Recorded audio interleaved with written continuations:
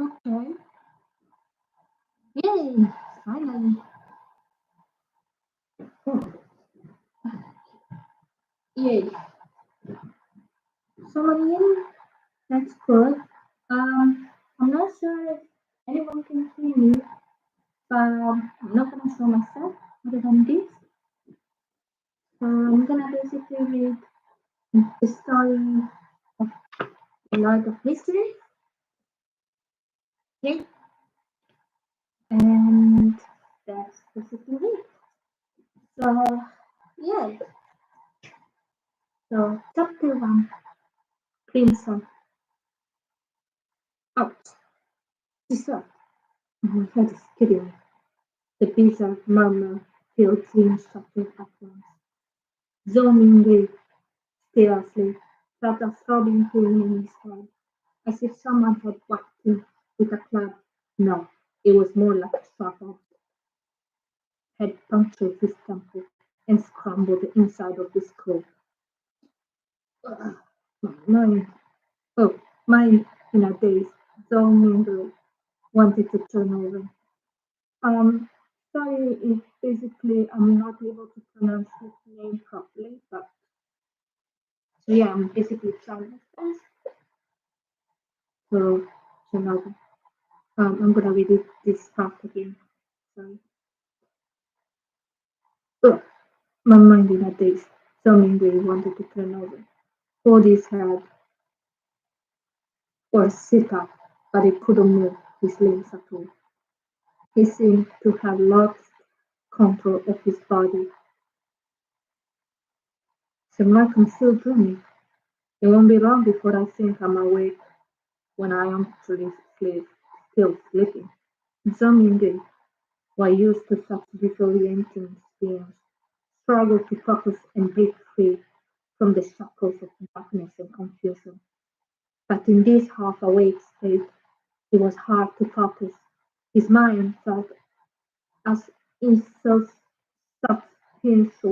as weeks of fog, there one moment and gone to the next.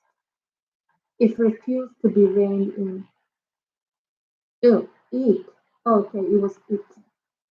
It refused to be reined in. If someone knows what does it mean rain, please let me know. That's I don't know this word. No matter like if, no matter how hard it tried, it focused kept slipping away as random thoughts and intrusive notions bubbled up to the surface. Why did I get such a terrible headache in the middle of the night? So painful too. It's better not be a hemorrhage or something. Yeah, I'm going to die young, in the prime of my life? Wake up, me. Come on. Huh? It doesn't seem to hurt as much before, but it still feels like a blunt knife is slowly sailing through my brain. I probably can't go back to sleep now. Am I supposed to go work tomorrow? Oh, you're not going to work tomorrow. Why am I even thinking about work? My head is absolutely killing me. I should definitely take the day off. That way I won't have to worry about my manager nagging me. Not in a new world. You're basically being isekai. Yay.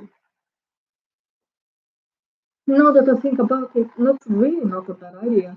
I can finally have some free time. Yeah, forever. Amid the waves of throbbing pain, Suddenly managed to gather himself slowly. Finally, he straightened up and opening his eyes, breaking free from his reverie. His vision, blurry at first, soon took on a faint crimson tinge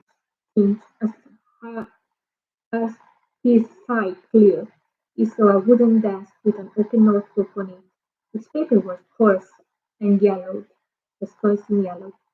an eye-catching sentence was written in a strange script across the top of the page in jet black ink. To the left of the notebook sat a stack of neatly arranged books, about 7 or 8 of them. To the right of the desk, raised white pipes embedded in the wall led to the lamp. The lamp's design was classically European, about half the size of an adult's head, and its transparent glass coating was encased in a black metal lattice.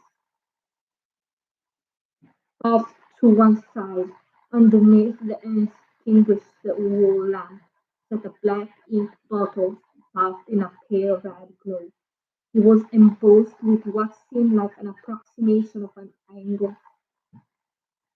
In front of the ink bottle and right by the notebook lay a fountain pen with a dark rounded body. Its tip shimmered faintly, and its cap rested next to what seemed to be a brass revolver. Igor, Domingue was stunned. He had never seen any of those things before, and this definitely wasn't his room. In his shock, in confusion, he noticed that a thin layer of crimson had been draped over everything. The text, notebook, ink bottle, sorry, had been dropped in over everything.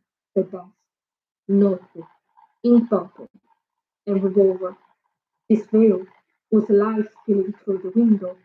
He lifted his head instinctively, his gaze slowly inched upward, high in the sky, against a night as dark as black velvet curtains, high in crimson moon, shining silently. Well, I mean, an inexplicable terror seized him. Suddenly sprang to his feet, but before he could fully strain on his legs, another throbbing headache overwhelmed him. In a brief moment of weakness, he fell hard on the hard wooden chair behind him. It smacked it, but there didn't seem to be any serious damage. Don Gray placed his hands on the table and pushed himself up, then turned around in a panic to examine his surroundings.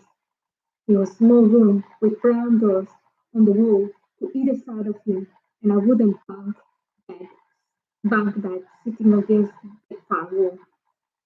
Between the bed and the door on the left sat a cabinet with double doors on top and five drawers below. There are many hard words, by the way, that I don't even know. On the wall next to the cabinet, at about the high height of a person, was another greyish-white pipe connected to a strange mechanical construction, with the gears and bearings sticking out in places. Higher in the corner of the room near the desk was what looked like stove,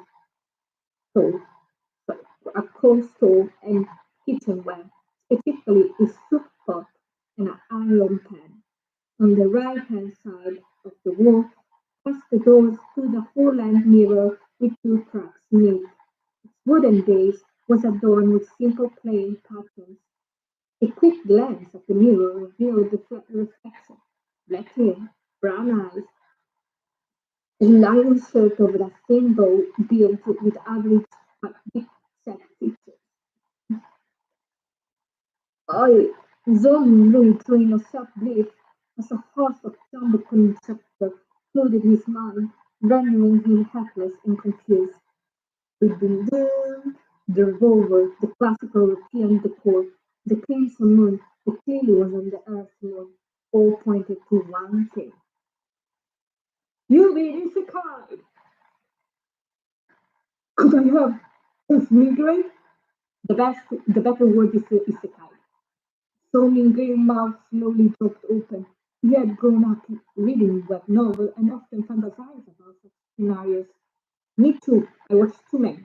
But now that it may have actually happened, he found it hard to accept at face value. One day you will. Almost a full minute later, Sounding Gray trying to find some humor in this situation, muttered to himself. Maybe this is what people mean when they say to be careful what you wish for. Did you ever wish for this? If he weren't for the persistent headache keeping his throat shut, he would have suspected he was still dreaming. I wonder if he really did wish for this if he said that. That's something to say. If one of the persistent habit keeping his toy shop, he would have suspected it was still dreaming, but unfortunately it's not a dream. Calm down, calm down. John Lingui took a few deep breaths, trying hard to suppress his panic. And me taking a break for how much I'm giving. Right as he managed to regain a semblance of calm and familiar memory, started bubbling to the surface. Huh? Oh, Plain Moretti, a citizen of the northern continent of Loen Kingdom, who lived in the city of Tingen in the Awashire. He had recently graduated from the history department at Keio University. His father was a sergeant in the Imperial Army who died in a colonial conflict on the southern continent. The better- bereavement benefit his family received allowed claims the child to accept uh, the bereavement benefit his family received allowed claims the child to attend a private grammar school, laying the foundation for his eventual admission to a university. His mother was a follower of the Evernight Goddess. She passed away the year Clay took the entrance examination for Hoi University and got in. Wait, so, uh, so were they in a cult? Or did she also have the ability? I wonder. He also had an older brother and a younger sister who lived with him in a two-bedroom flat. They were not well-off family. In fact, his brother, who worked as a desk clerk at a trading company, was their household sole breadwinner. As a student of history, Crane had learned ancient Celtic, considered the source of all language on the northern continent, and Hermes, a language associated with rituals and prayers, and often found stored in ancient mausoleums.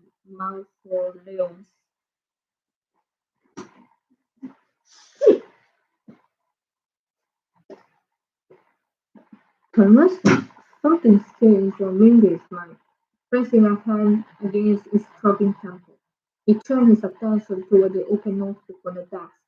The text on the yellowed paper gradually underwent a change from bizarre to unfamiliar, then from unfamiliar to recognizable, until it eventually became decipherable.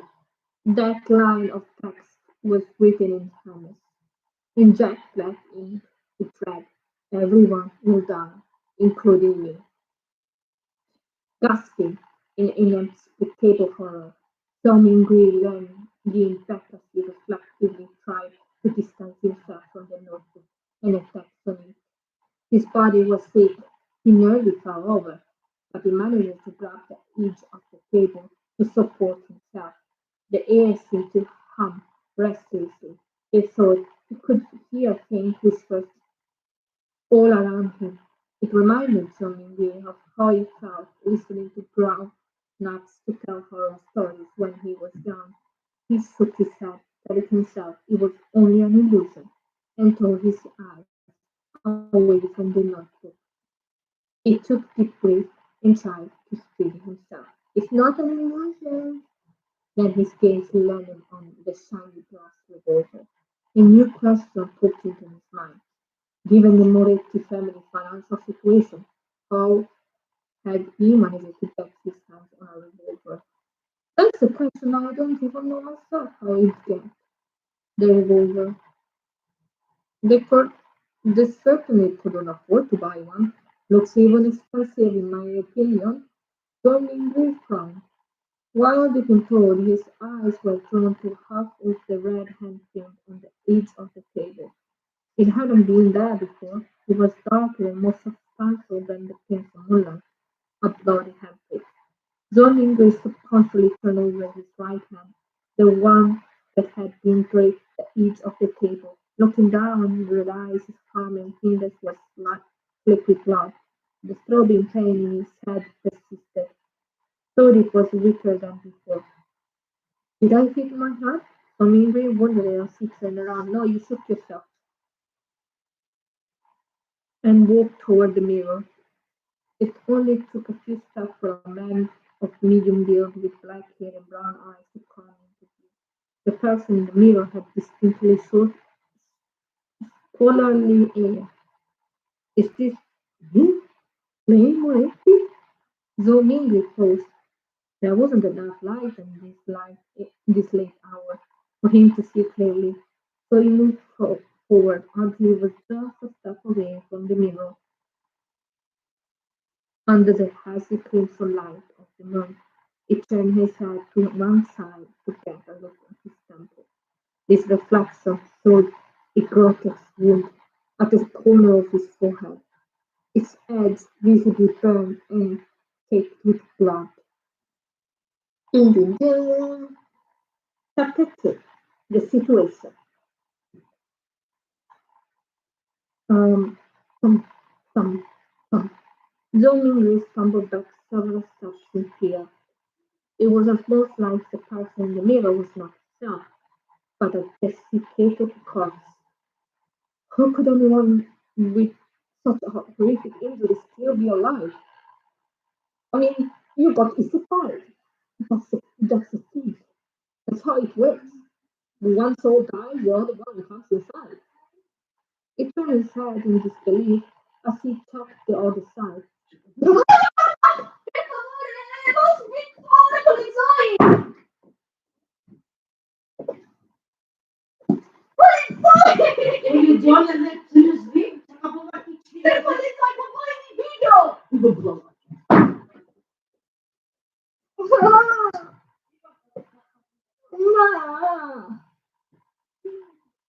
Mamma, dormirei giù a mamma.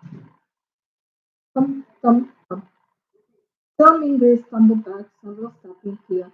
It was almost like the person in the mirror was not himself, but the suffocated corpse. How could anyone with such a horrific injury still be alive? He turned his head in disbelief as he checked the other side. Despite the distance and the poor lighting, he could still make out the active wound and dark blood residue. I saw him gradually a deep breath as he tried hard to calm himself. He pressed his hands against the left side of his chest, feeling his racing heart pounding vigorously and full of life. Through his shirt, then he touched his bare skin. Unmistakable warmth flowed beneath the surface. There was lively cool to the touch. After briefly squatted down and verified that his knees worked, Zoe stood up again, much calmer now. "What Notice this?" he muttered with a groan. He wanted to inspect his head injury more thoroughly. He took two steps forward before pausing in his tracks. The weak light of the blood moon was insufficient for a thorough inspection. His thought triggered a memory fragment comparing Zoe Mingray to turn to the grayish white pipes in the lattice lamp on the wall right by the desk. It was a modern gas lamp with a stable flame and excellent illumination capability. Given what he knew of Clay Moretti's feminine situation, even a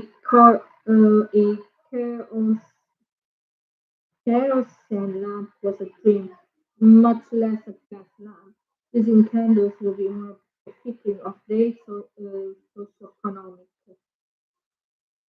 standing. However, back when he turned the midnight oil 4 years ago to be admitted into Troy University, Benson, his older brother insisted on providing a conducive study environment for Kane, even if it meant taking on death.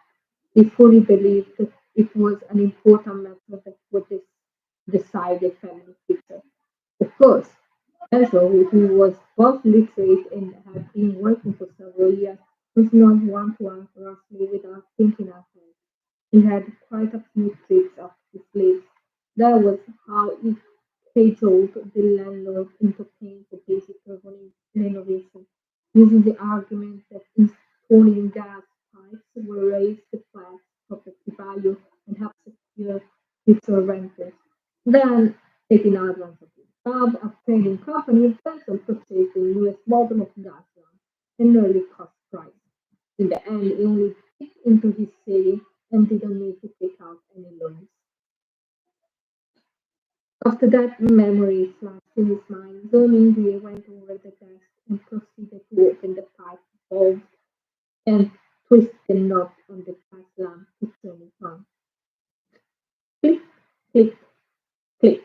The AI made a sound, but the light did not bloom as Birmingham had expected. Click, click, click. He twisted the knob a few more times, but the gas lamp remained dark. Hmm. Restricting his hands and pressing it against his left temple, Birmingham attempted to find another memory fragment that would reveal the root of the problem. A few seconds later, he turned around and walked over the main door. Beside it was a mechanical contraption embedded in the wall and connected to the various white pipes. A gas meter. Glancing at exposed gears and bearings, Storming the finish out a coin from soft finished trousers in dark yellow in color with a bronze shimmer to it. The front of the coin was engraved with a portrait of a man wearing a crown, and on the back was a one surrounded by spokes of wheat. Of wheat. Some we knew this was the most basic unit of currency in the Loin Kingdom, a copper penny. The purchasing power of penny roughly equated 3 to 4 in its original worth. But copper coin also comes in other denominations such as the farthing, the halfpenny, and the 5 pence. An unfortunate reality was that these denominations were not granular enough. In everyday life, one often had to buy several different things just to spend a single coin. This particular coin had only been put into circulation after King George III ascended to the throne. Domingue rolled in between his fingers a few times before inserting it into the thin slit on the gas meter. Think, think. The sound of the penny tumble on the bottom of the meter was followed by the clank of turning gears, producing a sort of melodious mechanical rhythm. Dominguez stared at the meter for a few seconds before returning to the wooden desk. He reached out to twist the knob on the gas lamp again. Click, click, click. Stop. Sparkly rapidly grew into flame. The bright light it produced penetrated in the interior of the lamp and shot through the transparent glass, filling the room with a warm glow. As darkness quickly receded and the crimson retreated out the window, Soninger somehow felt more at ease. He quickly walked over to the full-length mirror again. This time, he carefully inspected his temples. I might read this again later on because literally I'm getting distracted and I cannot even focus on what I'm even reading. Oh, after checking every detail he couldn't think of, Erminger realized that apart from why am I even reading elderly here? After checking every detail he could think of, Erminger realized that apart from the already present patches of blood, there was no liquid seeping out of the grotesque wound, as it had received the best first aid treatment. The slowly screaming grayish-white brain matched the discernible flow of flesh, and the gleam of fresh blood around the wound also seemed to indicate that in the next 30 to 40 minutes, or maybe 2 to 3 hours, a lifestyle would be all that remained. The restorative effects of configuration strongly mattered to himself. Smirking slightly, he let out a long sigh. There was still so much he didn't know, but at least he was still alive. After settling his mind, he pulled open a drawer and took out a small piece of soap. Then he grabbed one of the old and tattered towels hanging by the side of the cabinet and opened the drawer before making the commonwealth bathroom for tenants. on the second floor. I should clean up so I don't go around looking like a crime scene. I don't mind scaring myself, but it would be awful if I scare my sister, Melissa, who usually gets up early in the morning. Yes, you will think that you committed a big crime. The corridor outside was pitch black. The crimson light sitting inside through the window at the end of the hallway gave only enough light to make out the various shapes of the darkness in the darkness, making it seem like a pair of monster eyes silently observed the living into the night. With his heart in his throat, Domingos tried to stay perfectly quiet as he walked toward the communal bathroom. The moonlight was brighter inside, allowing him to see everything clearly. Domingos stood in front of the wash basin and turned on the tap.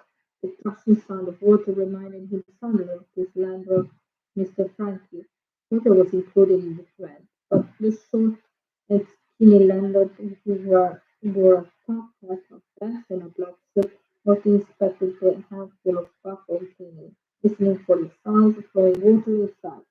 If the water gushed too loudly, Mr. Franklin was set outside. Any gentlemanly manner by playing his walking stick and striking the bathroom door while shouting a variety of phrases.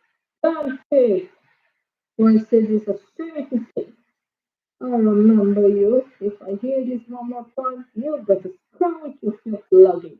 One of his favorite words, like my word, this is the best Latin singer who write you Laura Payne. You're not finding a more generous lender than anywhere else. Yeah, generous as here for what I can say. Stingy, putting away his toast, Domingue wrapped his towel and began to wipe away the blood on his face, rubbing the same spot over and over. After checking himself in the bathroom dreamy mirror, a verifying that all that was left was hideous warmth in his pale face. Roaming Ray relaxed considerably, then he took off his linen shirt and used a bar of soap to scrub away the blood stain on it. Suddenly he knitted his brows and another problem occurred to him. The wound was too severe, and there was too much blood. Apart from his body, his room likely still had evidence of his injury. A few minutes later, after Zolnir was done with his line of shirt, he briskly walked back to his apartment with his towel. He first wiped up the bloody template on the desk, and then, by the light of the gas lamp, he searched for any spot he might be missed. Did he? I think he is going to move the notebook. The diary. He immediately discovered a number of blood splattered on the floor beneath the desk. Moreover, there was a yellow bullet sunken into the wall on his left hand side. The revolver fired while pointed at my temple. Piecing together the clues from before, Roman began to get a rough idea of how Payne had died. Yep, and so he was in no hurry to vote for Sterling. Instead, he diligently wiped away the blood evidence and cleaned up the shed. Only then did he extract the bullet from the wall and return to his desk, where he opened the revolver cylinder and emptied the chamber. There were a total of 5 rounds and an empty casing, casing, casing, all with a brawl lasted to them. Those are so. Domingue looked at the empty casing in front of him and stuffed the round back into the cylinder, nodding to himself. His gaze shifted to the left and landed on the words of the notebook. Everyone will die, including me. Even more questions arose in him. Where did the gun come from? Was it suicide or fake suicide? How can you fake a suicide when he literally shot himself on the temple? What kind of trouble could someone of humble origin with a history degree get himself into? How could such a suicide matter leave behind so little blood? Was it because my timely configuration came with hidden benefits? Duh, that's obvious. After a moment of contemplation, Domingo traded into another line shirt. They sat on the train and began mulling over a more important matter. Train experience was not new. main source of concern at the moment. The real problem was figuring out the reason behind his transmigration and if he could return. Despite relatives, gas parties, and friends, the colorful and fascinating internet and air full of delicious food, these were all competing reasons to return home. Tick, tick, tick. With his right hand roaming as absent-mindedly stronger from the revolver cylinder and flicking back into places over and over. I don't remember doing anything out of the ordinary. What I can think of it is that I've been a little unlucky lately. And so, I could possibly explain waking up in a different world. Unlucky, right. I remember now. I tried a lucky enhancement before dinner today. Like how they say, you shouldn't basically do, what was it? Oh yeah, like using the Ouija board, but obviously he's one was basically doing rituals. That too far across swimming remind illuminating the memory concealed behind the fog confusion. As qualified keyboard politician, keyboard historian, keyboard economist, keyboard biologist, and keyboard folklorist, he had always proclaimed to know a bit of everything. Of course, his best buddies would often use the same words to mock him, and includes in everything was Chinese divination. Yeah, he's into a quote. Obvious. When he visited his hometown last year, he discovered a thread-bound book with vertical layout to the quintessential secret divination of the Qin and Han dynasty at an old sidewalk bookstand. It had looked pretty interesting, so he bought it, thinking could aid him in a future online discussion. Unfortunately, his interest was short-lived. The vertical layout is made as a reading experience horrible. All he did was flip through the beginning page before he tossed it into a corner and forgot about it. So he gets bored about it. Wow. Okay. So you buy something, you get bored about it, and that's it. Nice. Waste of money. It wasn't until he experienced a stack of bad luck in the past month, including losing his cell phone. Oh, so I guess because of that, you did that, you tossed it aside, and you found my games. Hmm, wouldn't mind about that, I guess. I found out the reason for your bad luck. Losing his clients and making mistakes at work, that he suddenly recalled the luck announcement rituals at the beginning of the quintessential secret elimination of the King and Dynasty. Furthermore, the requirements of the ritual were extremely simple and needed to basic fundamental knowledge. So wait, was it because of that? Or because you took the thing? And do you basically like make someone angry? Hmm. Whichever, it could be both. All he needed was four portions of a regional staple food and to place them in a four corner of his room.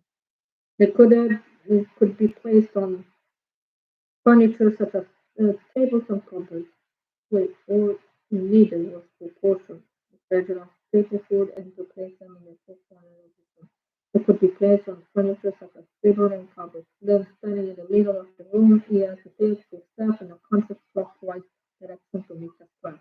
The first step requires him to chant the immortal word of heaven, the earth of the blessing. The second step is to silently chant Carlos to the heaven and the earth of the blessing. The third step was the sacred prayers of heaven and earth for the blessing. And the fourth step was the celestial worthy of heaven and earth for blessing. After these four steps were taken, he needed to close his eyes and wait 5 minutes in his original spot. Only then would the ritual be considered complete. Thinking that he couldn't hurt, he retrieved the book, followed the instructions, and performed the ritual before dinner, and then, nothing. Who would have guessed that he would actually transmigrate in the middle of the night? Transmigration. There is a distinct possibility due to that larger enhancement. People, yes, I should give it a try here tomorrow. If that's really the key, then there's a chance of transmigration back. Long Grace stopped pricking the revolver cylinder and bolted up in his seat. No matter how impossible it seems, you have to give it a try. It's not gonna work. You were put in this world for a purpose. Chapter 3. Melissa. Now that we had a plan, Tommy, we immediately got much better. All this fear and need were swept away. Only then did we remember where we were examining the fragments of pain memory in the detail. As we ruminate, Tommy Ray stood up on his of a habit and closed the valve of the pipe. He watched the war lamp gradually dim, dim, the minister explained, extinguished before sitting back down, as he had semi fiddle with a revolver brass cylinder, the pressed a hand to the side of his head, slowly flipping through his memory on the things of side action. At first, he was the most attentive viewing motive. Oh, you were in a movie theater. Perhaps, as the rest of the bullet passing through his head, the memory were like countless shards of shattered glass. Not only were the memory disconnected, but many thoughts were clearly missing. For example, where had this physically cracked the revolver come from? Did it commit suicide or was it killed? What was the meaning of the word in the notebook? Everyone will die, including me. And we engaged in a strange business in the days leading up to the incident.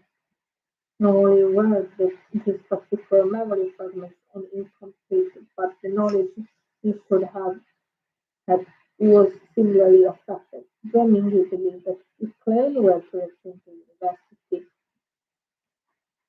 its current state, he was unlikely to graduate. This was despite him having left school only a day ago without relaxing one bit.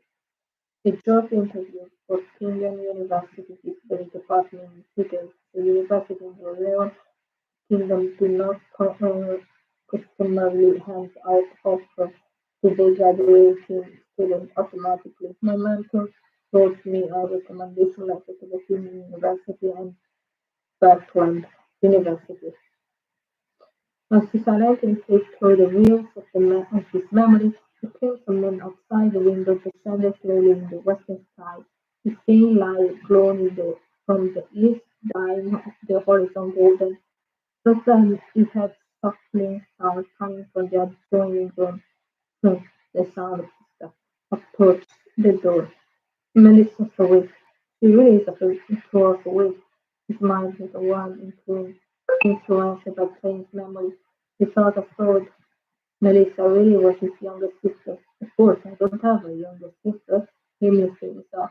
Unlike Benson and Clayton, Melissa never attended the Sunday school classes offered by the Church of Evernight during her elementary education. When she reached schooling age, the Leon Kingdom enacted the basic education law that established the primary secondary education committee and dedicated funding for the program, increasing the kingdom's investment in education. In less than 2 years after co-opting numerous church schools, the kingdom established many public primary schools, strictly maintaining a clear curriculum distancing themselves from any conflict between the Church of the Lord of Storms, the Evernight Brothers, and the God of Steam and Machinery.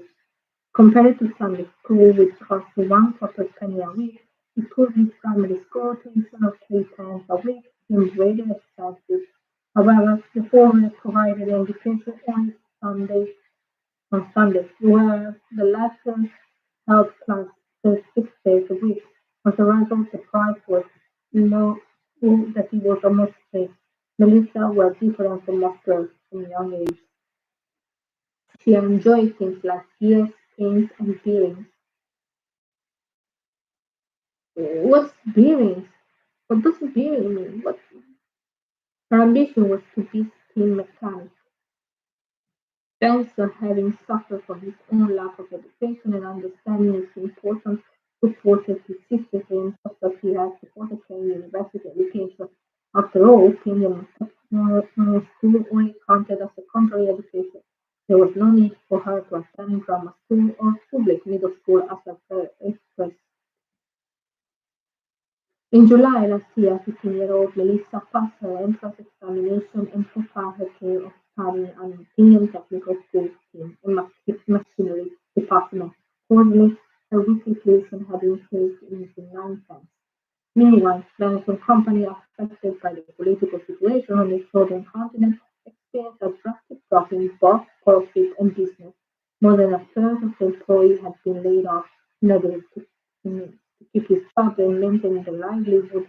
Benson had no choice but to accept more hours for arduous tasks, frequently working overtime and running on business trips to places with harsh climates. That was where he had spent the past few days. Of course, Clay had wanted to share his older brother's father, but as a commoner who had attended only an average grammar school, he felt a strong sense of inadequacy once he entered the university. For example, of the origin of the language of the northern continent, the ancient language of Greece was something that all children of noble and the wealthy learner from young age. Meanwhile, his first contact with it was in university. He faced many similar concerns throughout his schooling. Crane had devoted himself to his study, often staying up late nights and waking up early to keep up in his peers, and eventually graduating in average performance. Memory of his older brother and younger sister was overwhelming in mind until he heard the doorknob turn and the door being kicked open. Only then he deserved his jolt away to remember that he had the revolver in his hand. Yeah, remember that part. This is technically a very regulated item and something that guaranteed to scratch children. But there's still the wound on my head. As the militia arriving at any moment. So he kept a hand on his temper and hurried to open a desk door. He threw the revolver into it before slamming it shut. Good night. Lisa glanced over curiously when she heard the commotion. She was in the prime of the yearly joke. Even though the lack of nutrition made her face extremely pale, her skin was glowing and starting, exuding the spirit of a young girl. And zooming saw his sister's brown eyes on him. He forced himself to remain composed as he picked something up before calmly closing the drawer to find the revolver. His other hand on his temple confirmed that the wound had already been healed. What he had taken from the drawer was a silver pocket watch embellished with a fine lace motif. He gently pressed the dial of the top, slipping his cover open. It was the most valuable item left behind by their late father, a sergeant in the Imperial Army. But as it had been purchased second-hand, the timepiece often malfunctioned in recent years. Even so, they took it to watchmakers for repairs after its poor reliability repeatedly embarrassed persons who enjoy carrying it to elevate his stature even finally cast aside at all. It was worth mentioning that Melissa did have something of talent for machinery. After figuring out how the timepiece mechanism works, she bought a tool from her technical school and started fiddling with the pocket watch. Recently, she even claimed to have fixed it. Zoning looked at the watch open out cover and saw that the second hand wasn't moving. Instinctively, he hit the stop dial to wind it on.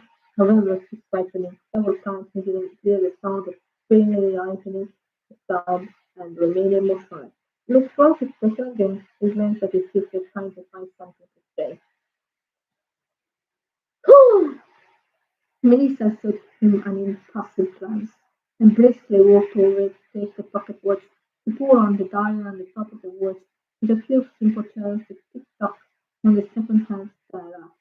The little cylinder bottom is usually drawn to adjust the size, then you express of hope. At the moment, a bell in a distant cathedral chimed 6 times, sounding a faraway and ethereal melissa. Melissa tilted her head as she listened and pulled out the dial up once again. Now she twisted it to synchronize the time. "All better," she said simply before pressing the top dial down and handing it to the watch's sounding gauge. It turned an awkward yet polite smile. Melissa gave her brother a long look before turning to walk to the cabinet where she picked off her toiletries before leaving for the communal bathroom. Why did the expression seem to contain a look of deceit? encouragement and resignation. You, is it a look as long to concern for her thousands of brothers? Some real always had and shocked. It's not the pocket was stuck before opening it again, repeating the movement. It sort wondered until one person stopped him. Without a silence, Francis replied, "Well, resume suicide. You have made quite an intense noise." Yeah, Melissa was just a wall away, hadn't noticed it at all. Was she sleeping too deeply, or was playing with and started a mystery from this past? Quick, the pocket was open. Fast. The pocket was closed. Melissa returned from walking out for seeing her body evil after repeatedly opening and closing the watch. Her gaze once again stayed with exasperation that she said in a strange voice. Saying, "Take out all the bread we have left. Remember to buy yourself a loaf today, and meat and peace too. Your interview is coming up. I'll make you lamb and peace too." As she spoke, she moved the stove from the corner. She started a fire with some leftover crackling placed a pot of water on it. Before the water boiled, she opened the lowest drawer of the cabinet and carefully took out a can of low-grade tea leaves as if it were a treasure. She tossed about 10 leaves into the pot and treated it like a genuine article. Then she poured 2 large cups of each of them and shared 2 hunks of rye bread with only over tea. Though the bread was free of sawdust and had minimal gluten addictive, the taste wasn't particularly good. However, Dominguez is positively Spanish in his written state. He kept his complaints to himself as he forced the bread down his throat with the help of the tea. Melissa finished eating a few minutes later, brushing her waistline slightly back, pointed soothingly, and said, "Remember to buy more bread. We only need 8 pounds. It's getting warmer now. It's getting warmer. Getting warmer now. So it's quality by too much. Lamb and fish, too. Don't forget, repeating herself to drive the concept was a special provision for her bookcase older brother. Bookcase older brother was parenting like common sense.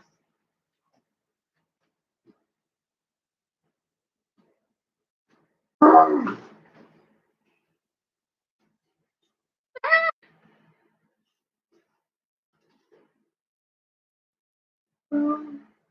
Parenting like, oh, filming this mind and notice. Oh my and of anyone would find meat in the kingdom alone. Firmly compared the memory storing his body to his form and concluded that it was close to one factory, a unit he was more familiar with, equal to half kilogram. With that, Melissa got up and started to collect her things. Before heading out, she packed the last loaf of rye after lunch, put on the old shabby cap that belonged to their late mother, and grabbed the briefcase she threw herself to carry her books and reading supplies. It was a Sunday, which meant she had a whole day of class ahead of her. The walk from their home, Indian Technical School,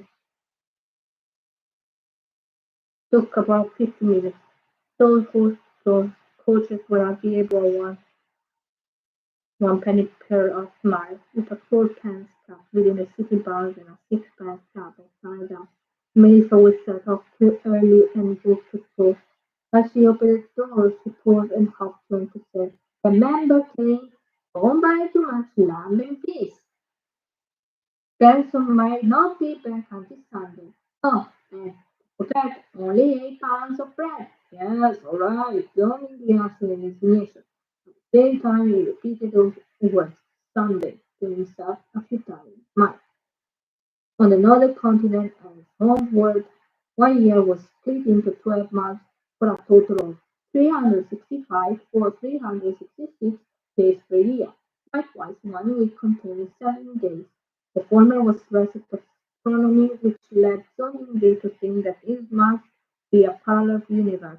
The latter had its roots in religion, owning the seven orthodox gods of the northern continent, the eternal blazing sun, the lord of storms, god of knowledge, wisdom, an Evernight goddess, Earth's mother, god of combat, god of steel and machinery. Our seemingly soft, so Mingre abruptly let out a breath of relief. His thoughts quickly shifted to the light in Sun's man's faces. Sorry, but I really don't want to perform. Finished. Finished for now. Yay. Yay. Chapter 4 will be read another day. For now, I finished. I know usually my thought is, well, feel like today is literally like me on this. Seem like the type of person who would usually forget everything, but my Melissa is so like repeating over and over. Yeah, like me. Ah, painful like me, huh? Oh man. Oh, oh well. Yay. Can't wait to read more. But at the same time, I feel like I should read it again, but without doing live and doing reaction with that part. Overall, I really like it. Oh, yeah. Hmm. Oh, wait, wait. Uh, everyone, hope you like our art equivalent at the back. Ike. Yeah, terminal. Yeah, terminal.